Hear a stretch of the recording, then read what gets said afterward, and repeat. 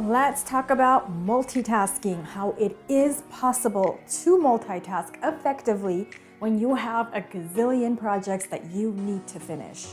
Hi, and I'm so happy that you're here with me. My name is Ruzanna Hernandez, and this is the Efficiency in Organization YouTube channel. If you are new here, I am currently a public school administrator. I have 2 small businesses, I have a family, and I do some other work on the side. So probably just like you, I have a lot going on.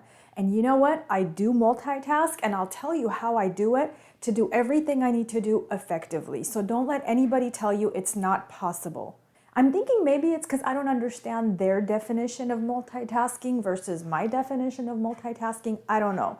But I am going to tell you how I can run a whole bunch of different tasks and activities all at the same time. So let me start off by bragging a little bit. In a 4-year time span, I managed to get a credential, an administrative credential. I managed to get my second master's degree, a doctoral degree, while working full-time as a math teacher, while teaching adult school 2-3 nights a week, being a mom, having a household, having a small business, and taking on additional assignments. So I was parent involvement coordinator, I was our testing coordinator. So you can imagine I had it really busy for a while. And you know what? I'm here, I stayed sane, and I got it all done very effectively and efficiently. And think about it, that was in just a 4-year time span. And I really attribute a lot of that to the organizational skills that I built, the time management skills that I built to use my time every minute efficiently, and also, of course, to being able to multitask. Multitasking is an organizational strategy that if we learn it, it's going to help us a lot in life. See, I believe in this creed, in this mantra, that we need to live our life to the fullest. Yes, we do need to rest when our body wants us to rest, but the more we get out of life, the more we give, the more we get, the better we're going to live, the more abundantly we're going to live. That becomes part of our legacy. And so if you're also of that belief, I'd love it if you subscribe, because I give a lot of tips and ideas on this channel, as well as on efficiencyandorganization.com on my website, on how you can acquire really top-notch organizing and productivity skills, so that way you could do a lot. You could do more in a day that other people could do in a week. That's like what I live by. And so if you want to do the same, I really suggest that you subscribe, hit the notification bell, and also like this video. In fact, let's do this. Go in the comments box of this video and say, I can multitask. Okay, you're gonna say that I can multitask. All right, you guys, so it all starts with what I did with project folders. So here's what I mean by that. I take a used folder, okay, and then I put on top of it a checklist like this. Some of them are horizontal. Actually, most of them are not like this. They are vertical, and they're just very basic checklists. And you can download those. I'm going to share the link in the description box. Very simple ones. You can make your own, or you could download from efficiencyandorganization.com using the link that I provide. But basically, that tells me that I have, let's say there's 10 of them, 10 different folders. I know I have 10 projects that I'm working on at the same time. So for example, I typically had 3 classes when I was trying to get my master's in the doctoral program, right? 3 classes. Each class had a folder. Then for my job as a test coordinator, I had a folder for that. My job as a teacher, I had a folder for that. And so basically on each one, I wrote down what I need to do each week, all the tasks that needed to be accomplished. Then I prioritized them. So for example, if I have all these folders, I know that these are the ones I need to work on this week. Check this out. This is all the folders that I have, all the different projects that I have. But guess what? I'm focusing on these this week, okay? And so each thing I was working on, I had a folder for. And then those are the ones that I need to focus on. I would highlight the priorities or circle them. And then that way I knew, oh, these are the things I need to do. Based on those, I went ahead and said, okay, which needs to be done first, which needs to be done second. So depending on deadlines and things, so let's say I had to write a paper. Let's say for work, I had a presentation. then I had to prioritize when I was going to prepare those, when I was going to work on those, when I needed to get my reading done, right? So when, as a teacher, when I was going to get my grading done, there was a lot involved. When in the meantime, when am I going to spend time with the kids? When am I going to cook for the family? So all those things had to like really play a key part. So the big key was thinking ahead and organizing my planner, my calendar.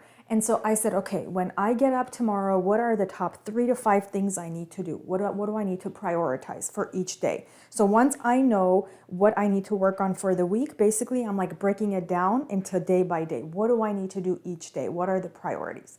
And then from there, I would see what thing I could do first, what thing I could do second, and what things I can multitask to combine. So let's say I had a phone call to make or 2 phone calls to make. I would say, okay, you know what? As I'm driving home, I'll make those phone calls. No biggie. That's multitasking. Did I go to get pedicures and stuff done? Absolutely. And guess what? I always had a book with me. I always had papers with me. So my purse, in a way, became like a cart, my rolling cart.